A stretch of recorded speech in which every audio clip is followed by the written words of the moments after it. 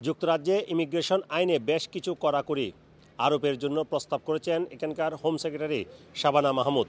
29 September ক্ষমতাসীন labour দলের সম্মেলনে তিনি এসব প্রস্তাব করেন, যার মধ্যে অন্যতম হচ্ছে যুক্তরাজ্যে স্থায়ী হওয়ার ক্ষেত্রে যেটি বর্তমানে 5 বছরের রুট রয়েছে, অর্থাৎ 5 বছর পর একজন অভিবাসী যুক্তরাজ্যে স্থায়ী হওয়ার জন্য আবেদন করতে পারেন, সেটি বাড়িয়ে 10 বছর করার প্রস্তাব করেছেন তিনি।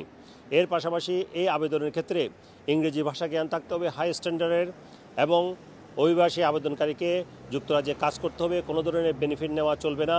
পাশাপাশি আবেদনকারীর ক্রিমিনাল রেকর্ড, সেটি কোনো ধরনের অপরাধে তিনি জড়িত থাকলে তিনি আইএলআর জন্য অর্থাৎ ইনডিফিনিট লিভ টু রিমেনের জন্য আবেদন করতে পারবেন না। এবং যুক্তরাজ্যের সমাজ ব্যবস্থায় ওই অভিবাসীকে অবদান রাখতে হবে, তিনি কাজের মাধ্যমে হোক কিংবা ভলান্টারি ওয়ার্কের মাধ্যমে হোক। যুক্তরাজ্যের সমাজে যদি ওই অভিবাসীর অবদান না থাকে তাহলে তিনি যুক্তরাজ্যে স্থায়ী হওয়ার জন্য আবেদন করতে পারবেন না।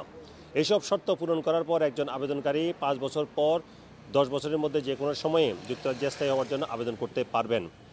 এইসব প্রস্তাবের উপর মতামত নেওয়া হবে এবছরের শেষ নাগাদ, এবং পরবর্তীতে এইসব প্রস্তাব হয়তোবা আইনে পরিণত করা হতে পারে।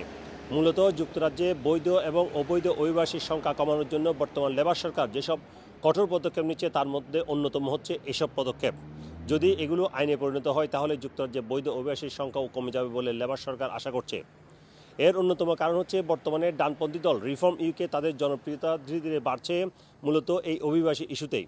সে কারণে লেবার দলও অভিবাসী ইস্যুতে কঠোর পদক্ষেপ নিতে বাধ্য হচ্ছে। মূলত এই ছিল এখানকার সর্বশেষ আপডেট।